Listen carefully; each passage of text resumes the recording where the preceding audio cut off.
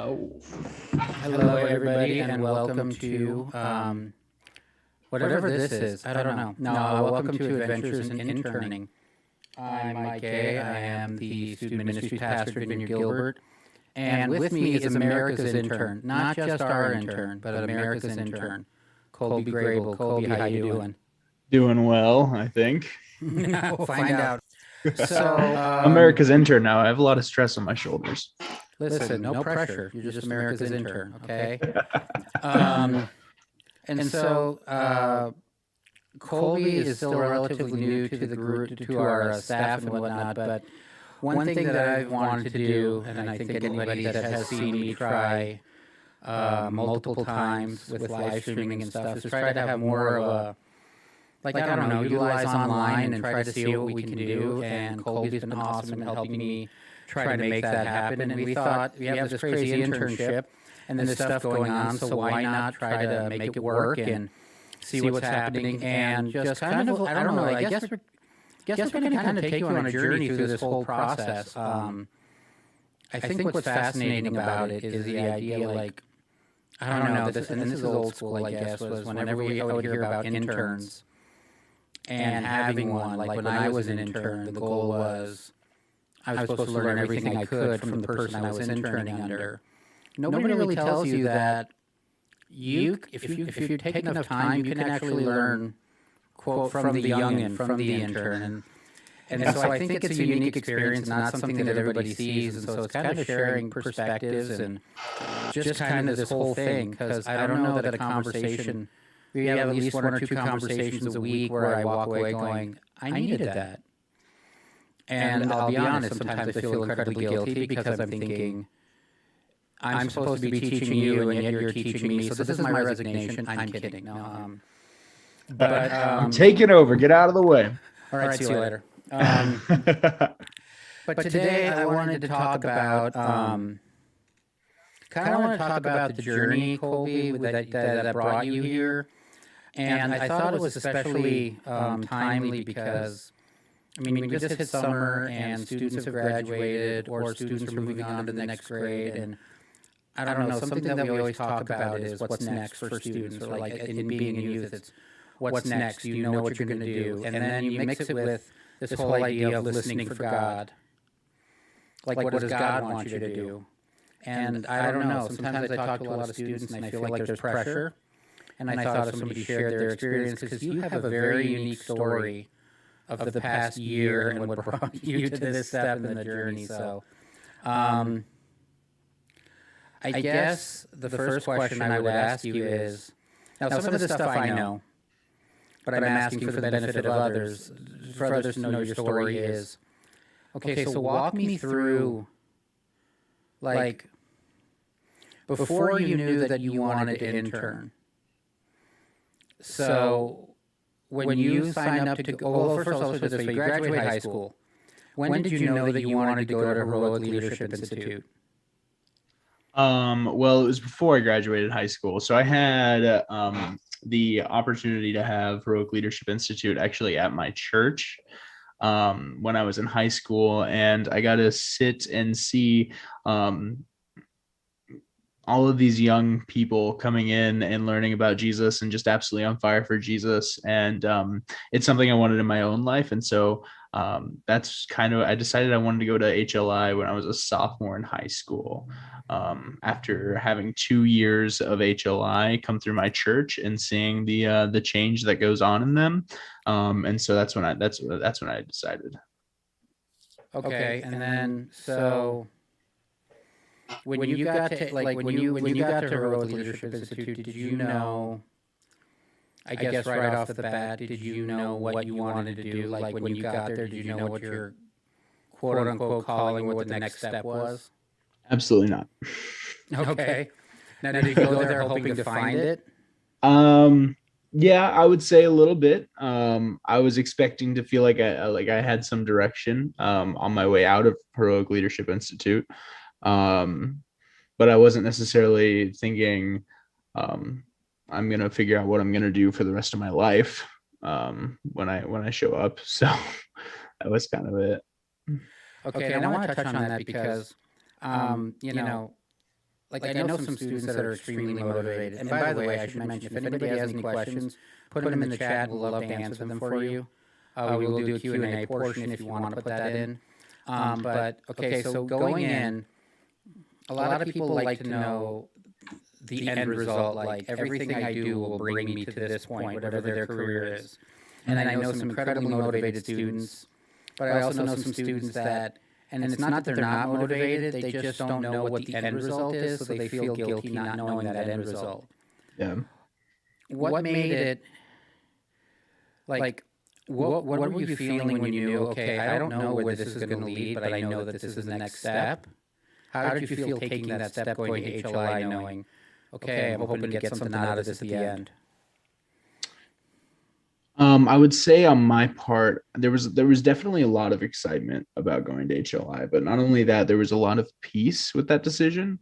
And it really just, it felt right, even though I didn't necessarily know exactly what it was going to look like. I knew it was going to be good pretty much no matter what. So that was kind of in making that decision, and it actually going up there and the months leading up, I had a lot of peace about that decision. Okay, now in your class, this question will sound weird, but I hope you like people see my intent. In your class, did you have people that already knew what they wanted to do? Like when they came in, they thought this is the next step towards this, or were a lot of you in the same boat of we just know that this is the next step?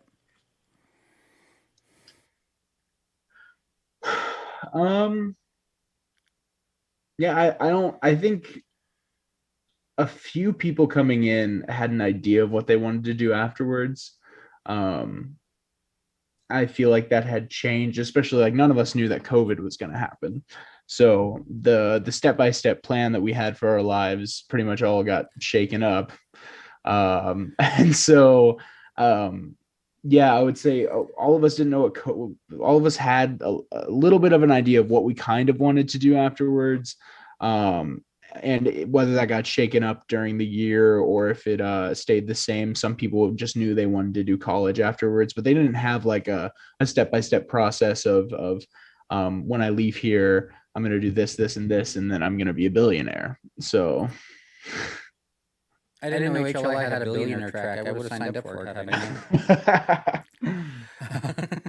Okay, so as you're going through this step, how was it while you were attending HLI, not knowing, and the reason why I keep focusing on the next step of the end result is that always seems to be a hub of a lot of worry, is people want to feel like something that they do leads somewhere, like they know what it's leading towards. So how was it going through the program, going through, I mean, all the training, and you can go into a little bit, you can go into some detail about what you experienced, because it was, I mean, HLI is an incredible program of what you experienced, but then, like, how did it feel going through that while, like, just not knowing where it led? Where it would lead, I guess I should say. Well, I think there was actually a little bit of stress involved with that, just because I knew I wanted to do something in ministry afterwards. I just didn't know what. And so I was constantly looking for an opportunity. And I probably weighed 1,000 different ones afterwards.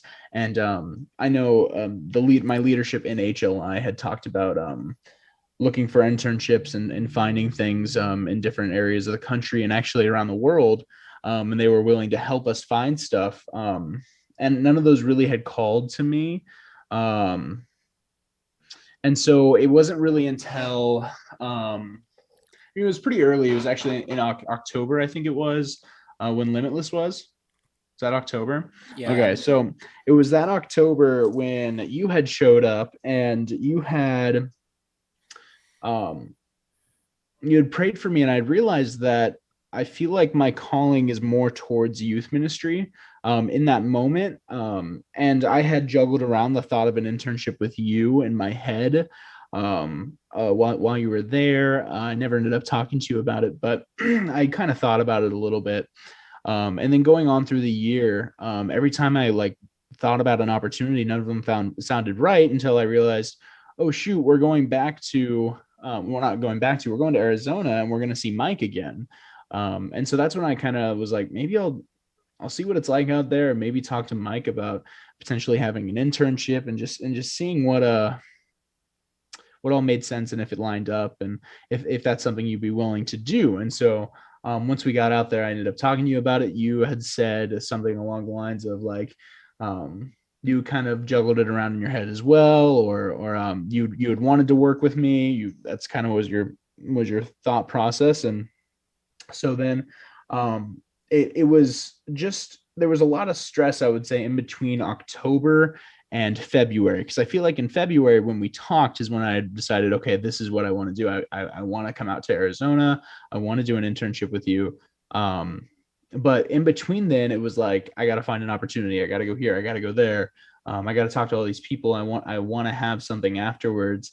And it really wasn't needed, because in the end, the opportunity kind of was, I feel like had just been given to me, and there wasn't like a lot of stress, and I just had to relax and wait for it to show itself. Does that make sense?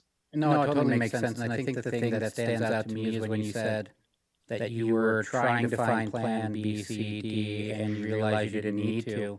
Mm-hmm. I think that that's common. And once again, just sharing from experience, like I just find this story fascinating and hopefully an encouragement to others. So, and then I remember, October, we got to talk a lot, and I remember thinking, like, okay, Kolby's pretty cool. Like, you and I got to talk some, and even though you and I never had, like, those sit-down sessions, I feel like you and I had more of the organic stuff. Like, we just ended up talking to each other, or hanging out, or doing stuff. And I remember in February when you guys came out, there was more of that, and I was pretty confident about it. Like I wanted to do it. The only apprehension I had was that our church had never done an internship like that, and so I was like, I don't know what this looks like. And it was from my end, like I didn't want to let you down, and I was like, I gotta have something for him because he just came through this. He's been drinking out of a fire hose at HLI for so long. I mean, you had like pastoral staff investing in you. You've had nonstop classes, serving, and I didn't want you to come somewhere where you were like, I need to be pushed. And so February hits and we're thinking, okay, we might make this work.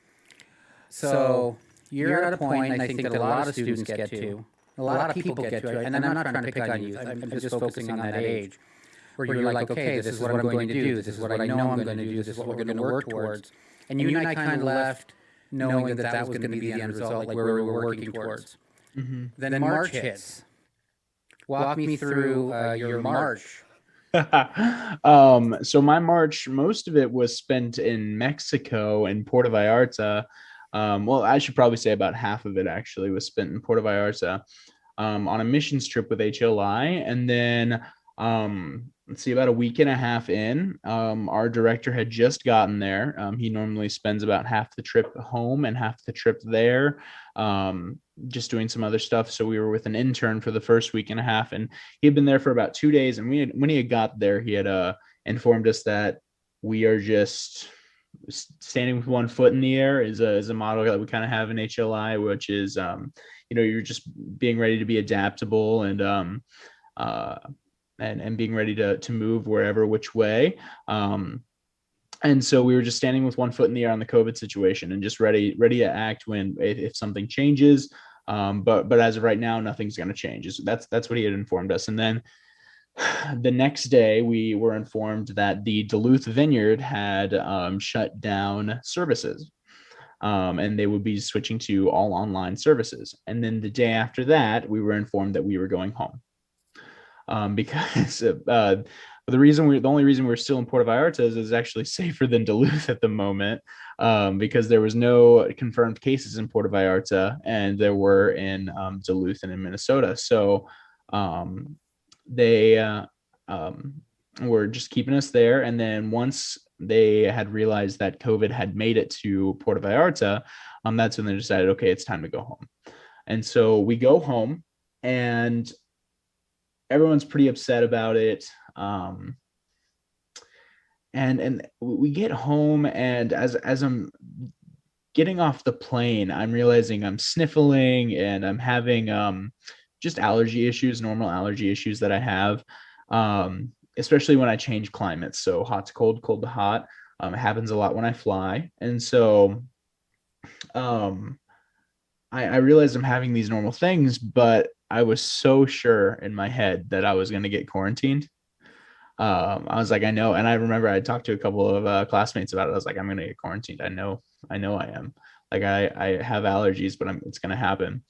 Um, and then we get home, and the next morning I wake up and I'm walking to the restroom, and I clear my throat, and I had heard my host mom shuffle upstairs, and she called me and said, I can't have you stay here. And it's nothing against them. It was actually the fact that um, they were kind of already breaking some rules about having us stay there. They were doctors, and so they could have lost their license for having non-immediate family living in their house. Yeah, and to be fair, yeah, like you said, during that time, there was a lot of unknowns, so people were doing the best that they could. So, Mhm. yeah. So I don't blame them at all for this, but when I started having some sort of just sickness symptom in general, that was when she was kind of like, I just can't, we can't do this anymore. So I packed a bag. I had this big suitcase that I packed most of my stuff in when I came up to HLI, and I just threw a ton of crap in there, didn't fold it, didn't do anything. And I walked out the door. Um, I didn't say like I didn't see him at all. I just walked out the door. And I started driving around, and I was talking to my director, and we were trying to figure out a place for me to stay, like what was going to happen. And then he started to kind of to inform me that um, he thinks he's probably going to have to quarantine me because just because like to make everyone happy, there's a lot of unknown and a lot of people were scared. And so just as a result, he was thinking he was going to have to quarantine me. So um, my parents had heard about that. I was kind of on the phone with them through this entire process, and they were like, okay, well, we'll just fly you home for 2 weeks so you're not locked in the church basement, quarantined by yourself for 2 weeks. And so I was like, okay, I'll fly home for 2 weeks and I'll come back up. Now I'll stop you right there, just because I know what the next part is, so I want to hold off on that part. Okay. So, and you and I have talked about this before, and I think I've said it to other people. Like, and I know some people will say, like our generation had 9/11 or whatever, like always those life-changing things. But I never had to be a part of something where the world completely changed. I mean, like on my end, I remember when COVID hit. We were talking about, okay, what does it look like to go online? What are we going to do? How, what are our strategies? What's all of this? Here you are, like, okay, so February, you and I have some good talks, we hang out, and we're thinking, okay, all systems go, we're making this happen. And then in the course of like 2 to 3 weeks, and I'll admit, when the COVID thing hit, the internship just went on the back burner because it was like there were so many things we were trying to figure out. But so in the course of like 3 weeks, 4 weeks, I mean, literally, you guys flew out like the third week of February. And then all of a sudden, 1 month later, you're in Puerto Vallarta. You are quarantined in Puerto Vallarta, essentially. You go back, and then you're going home. What's going through your mind through that whole month of, and maybe you and your classmates of just one thing after another, like, okay, hang tight, be in a holding pattern, 1 foot in the air, like, it's almost like they're abusing the 1 foot in the air thing. Not them, but like the situation was really testing that 1 foot in the air. It really was. I don't know if there was anything really going through my head. Like, I had never considered the fact that it would ever get to the extent that it got to. I remember being in Puerto Vallarta and looking at my phone and being like, oh, the college basketball tournament is canceled. Like March Madness is over. Oh, baseball is being postponed. Oh, NBA is not allowing fans anymore. NBA season's postponed. And it just like, it kept snowballing. And I was like, what is going on? But it never like registered in my brain that this would start affecting me outside of the world of sports. And so I don't know if there was anything really going through my mind except for, oh, well, next thing, just moving on with my life, you know. It kind of sucks that my Puerto Vallarta trip got cut short, but I had been there for a week and a half already. It wasn't like I didn't get to experience anything. I had a good time the week and a half that I was there. I was ready to not sleep in a hammock anymore. Um, so, yeah, nothing was really going through my mind. I wasn't like, it's just so crazy how I was kind of ready. I was like, okay, I'll go home and, we'll finish out the last of our year and everything will be normal, but nothing was normal, Okay, so walk us through. Okay, so you get home and you thought, okay, you're gonna have to quarantine. Mom's thinking, okay, you can quarantine at home, so you don't have to be stuck in a church basement. Like they're throwing you scraps from like the food pantry, they're just throwing them down there, and like you know. But so then walk us through what happens next. Pretty much what happened next was, I fly home. And I get home, and the next day actually nothing happened. So the next day is they were having meetings about everything that's going on. So everyone was told to just stay at home, do nothing.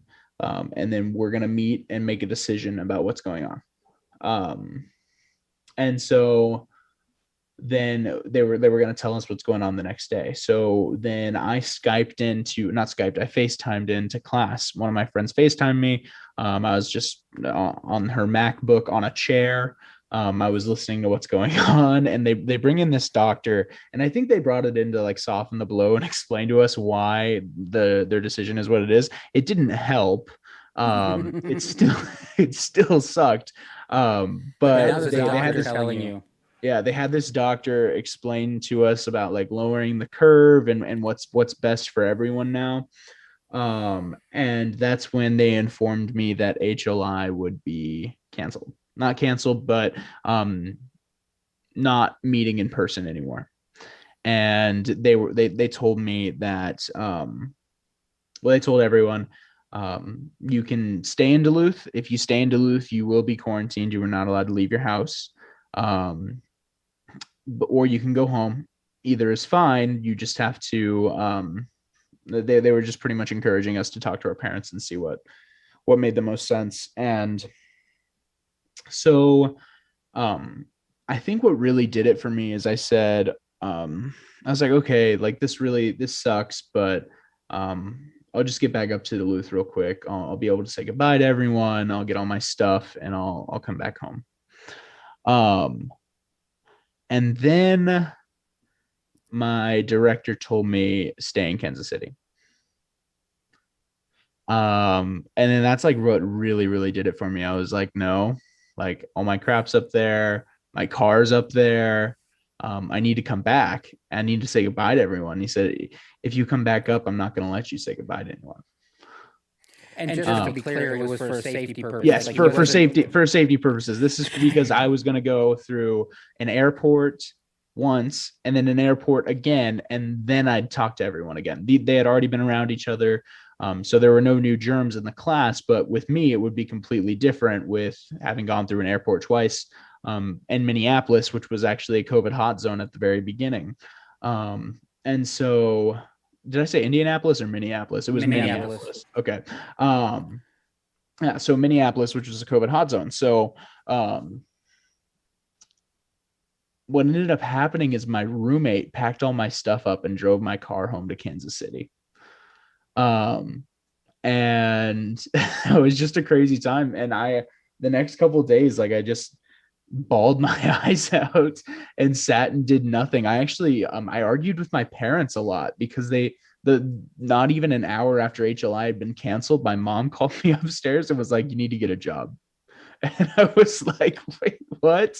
And so my parents and I ended up getting in a fight, a pretty crazy fight. And then it was a whirlwind of emotions. I don't blame anyone for anything that happened. But it was definitely a tailspin. I have no harboring feelings against anyone. It was just such a crazy time and a whirlwind. No one really knew what was going on. And for safety purposes, there were a lot of restrictions off of what I could do. So it just made the most sense. Okay. And I remember I remember when you called me and told me that it was canceled. It was like, what? Because I remember hearing from a couple people in the class, a couple of the interns, like, hey, we're going to be shutting it down or whatever. And I just remember like seeing that. It's not about me. Sorry. I'm just kidding. Whenever I say stuff like I remember that, like I'm trying to piggyback on your trauma. Like I know. Imagine me being there for you. Okay, that was tough. Okay, so now you go from. I mean, and really, like in the matter of 2 months, it really just became like, hey, you know what, COSCOM's great, a bunch of young leaders together.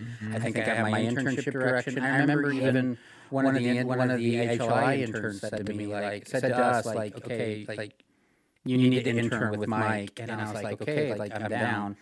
And then all of a sudden it was like, okay, well, we'll feel this out and see where it is. All of a sudden April hits, and it's lockdown, and Arizona is becoming a COVID hotspot. Yay, Z, number one and something. We're proud of you. We're proud of you guys. Way to go. We were just licking faces left and right.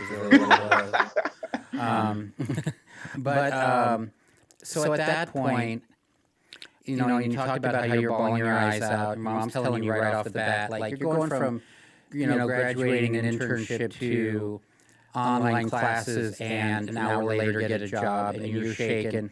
Where are you at as far as like where you think God wants you? Because I know you said you're up in the air, you really weren't thinking about it, but now that you're in this new set of circumstances, what's going through your mind? Make it stop. Like the amount of anxiety that I had was just so overwhelming that all I could think was like, I don't want to deal with this anymore. I need to get out of it. Like, I don't even know. I had no remedy to make myself feel okay. It felt like when I was super, like, have you ever been like super sick with the flu, but like constant, like no relief, just awful and like feeling horrible. But I mean, I wasn't sick. I didn't have a fever or anything. It was just my stomach was a constant pit. And yeah, I had no clue where Jesus was in that. I couldn't find him.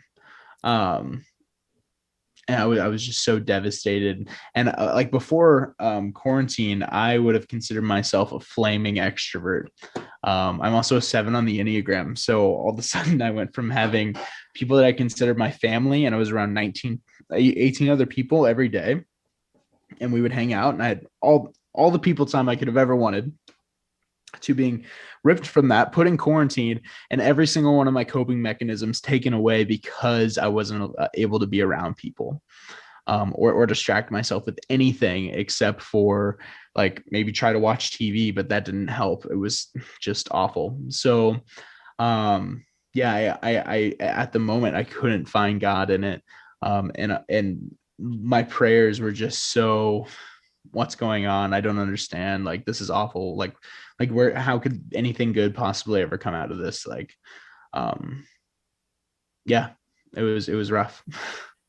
And now at that point, so you and I talked, and at that point I had told you that the internship was not lost. Mm-hmm. That the goal, but I had no clue. Like, I was just trying to get through the summer. I remember and I felt bad because it was just thing after thing, like they're canceling youth events left and right. I'm trying to figure out what we're doing, all of this. And I'm like, and I'm telling you, like, okay, it's still something we want to do. And when you hear that, and be honest, when you hear that, like, hey, we still want to do it, we just don't know what it's going to look like or when. What's going through your mind then? It was actually like the only glimmer of hope I had at that time. So it was like one of the few things that like motivated me, was like, if I can just get through this right now.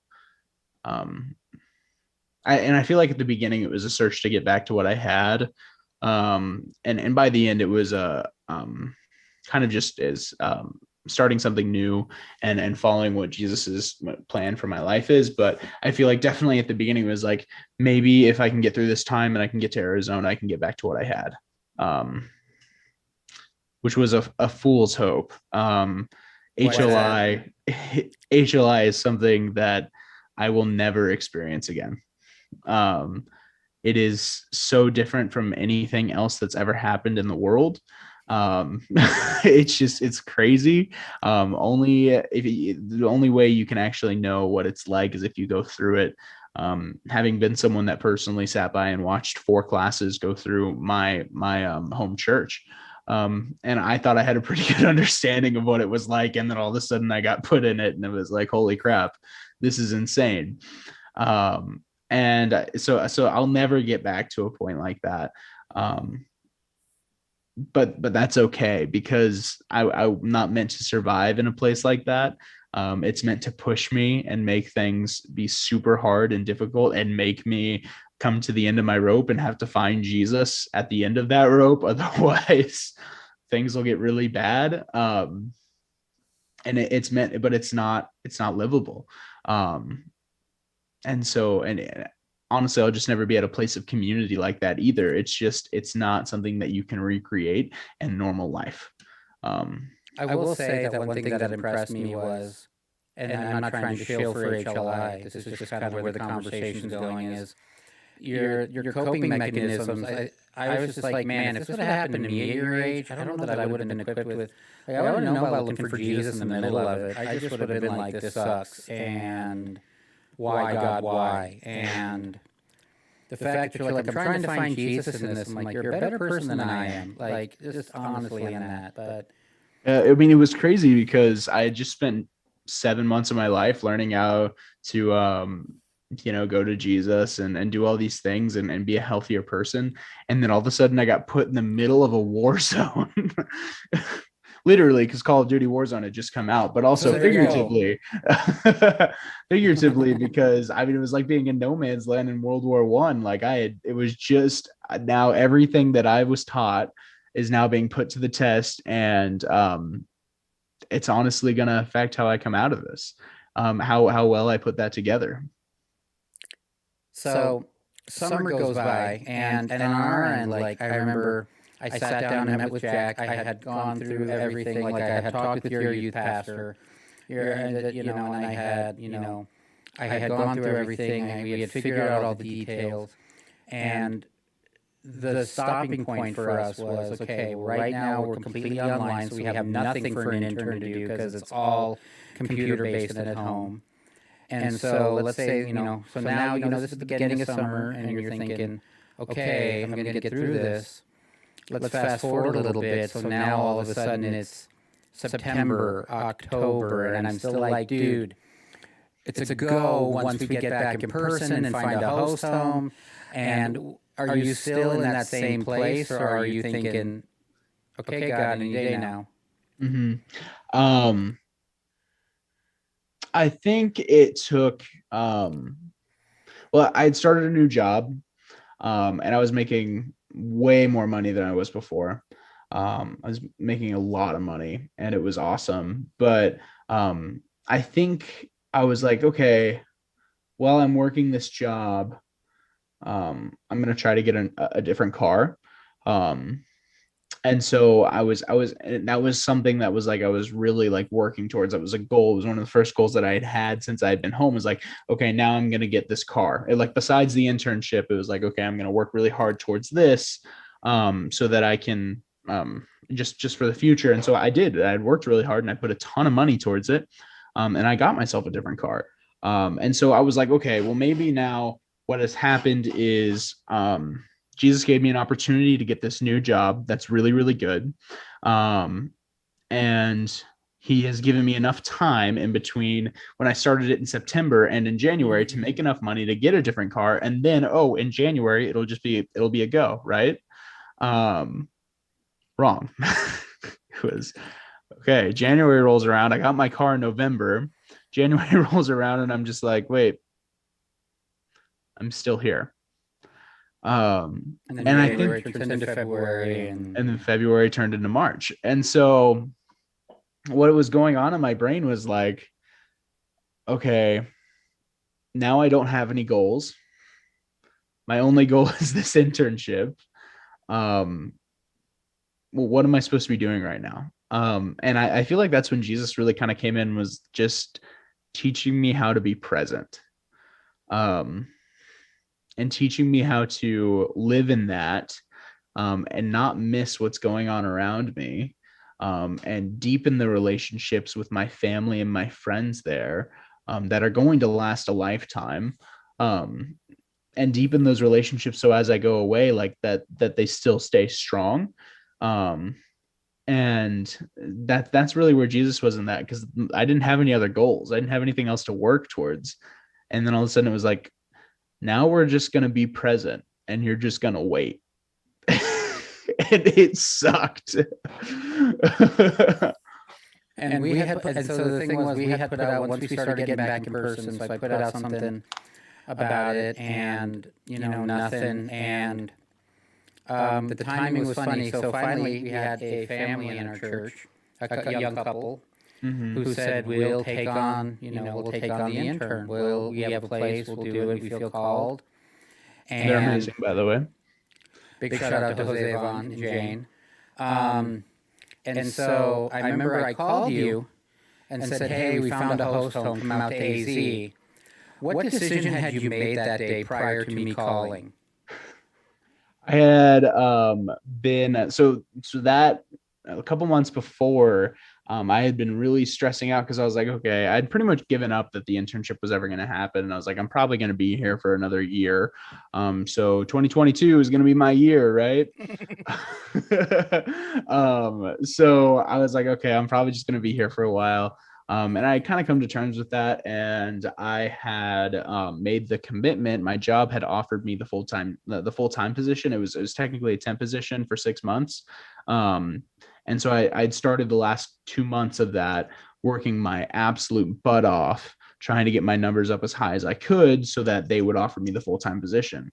And I actually started to succeed, like really, like my commission, like in February, I had made $5,000. From commission, like not just from commission, but with everything else. And it was just crazy. And so I'd been doing really well and succeeding. And then they had told me, hey, we'd like to offer you the full-time position. And then, like, I kid you not, like an hour later is when me and you talked. And I was like, yes, I would love that full-time position. Absolutely. I've been stressing out. I've been working so hard for this. Thank you, Jesus, and then me and you talked like an hour later. And it was just the best and worst feeling ever. And I would say for both of them, because it was like, when I first got offered the position, I was like, yes, this is what I would have been working so hard for. But it's not what I want. And then you told me that I could come out to AZ, and I was like, yes, this is what I've been wanting for so long, but it's way less secure than my job that pays me super well. And this job will give me the money that I want, and I could be independent completely and live on my own. And I'm still completely independent, but it's a lot harder. And it was like, I can really just 100% support myself. I'm not going to have to ask my parents for anything, not have to worry about like if I fall into a hole, like asking I'm not going to be in that position. It'll be a really good job. And I was like, I can like really start living my life if I do this by going out and like probably living on my own and like and stuff like that. And just not depending on people anymore was something that was kind of attractive to me. And so just that day, I was like, I accepted the internship as soon as you were like, hey, come out to AZ. And I was like, yeah, okay. And like afterwards, I was just like, wow, this is a lot harder than I thought it was going to be. Like, it's the thing I've been wanting for over a year now, but it's also going to take me away from the security that I had felt for the last 6 months and the comfort that I had been in the last 6 months. Now I'm all of a sudden going to be uncomfortable and in this new place and meeting new people and not making any money. And it was, it was crazy. Well, I think that, and that was part of the reason why I wanted to share this was because, and hear your story on this was because it was so many highs and lows. I remember you telling me like you were excited, but you had just gotten like in the groove, like you said, of you'd gotten in the groove of, oh, okay, cool, like I've got a job, I'm getting this car, things are great. And it was like, hey, remember that sacrifice you were willing to make a year ago? Now that you're comfortable, you willing to make that again? And so, what are some things, I guess let's close this out by, what are some things that God taught you along the way, or that God revealed to you that you think would be beneficial for anyone who, maybe a student or whoever that is having trouble taking that step of faith, like stepping out in faith, or like trying to figure out what God wants for their life? So when I was in CosCon at CosCon out here in Arizona, during HLI, I had gone to this workshop taught by Chris Honus, who is a pastor in Syracuse. And the workshop was titled "Liberating Thoughts About God's Plan for Your Life." And I still, like, when I think about making decisions and moving on with my life, I still think back to this workshop because it was just so life-changing. But he had said in that workshop, God's not scared of your big misstep. Wow. And what seems like a big misstep to you really isn't going to be a big misstep to God, because he's going to come out and redeem it. And he's going to use it for his plan, and he's going to get you to where you need to go. Now, that doesn't mean that you shouldn't bring God into your decisions, because you'll probably end up with a lot less heartbreak if you do bring God into your decisions. But that being said, if you make a decision that, ends up hurting in the end, not in the end, but you kind of are wondering, maybe the other one would have been better. God's got it, and he's going to use it for good, and you're going to actually learn a lot from it, even if it doesn't seem like it in the moment. Wow. That's pretty powerful. I knew a pastor friend who said, you got to be pretty cocky to think that you can screw up the will of God. And I was like, I never thought of it like that, but I guess you're right. Yeah. So, well, cool. Well, Kolby, thanks for letting me grill you, and thanks for sharing that story. I know you shared it a ton of times. I've made you share it a ton of times. But this is going to be we're going to keep going after this. We'll just keep doing adventures in interning. You are America's intern. That's going to be my campaign. I'm going to make you America's intern. And next week we'll come back. Am I going to run for office, Mike? Is that what your plan is for me? Yes, you're going to be my puppet. We'll keep doing this. I thought Thursdays would be cool. Next week is my birthday on Thursday. I'm getting old. And so Tuesday we'll come back, and I'll let you grill me about what stepping in faith looks like. I don't know if we have a grill that big, Mike. Oh, ouch. That wasn't a joke like that. Oh, man. I'm saying we don't have a human-sized grill. Normal human size. Just a human-sized grill, Mike. Nothing. Humans are meant to be grilled, Mike. All right. So thank you to everybody that joined us. I saw we had people hop on. Like and subscribe. I guess I'm supposed to say that because that's what YouTubers do.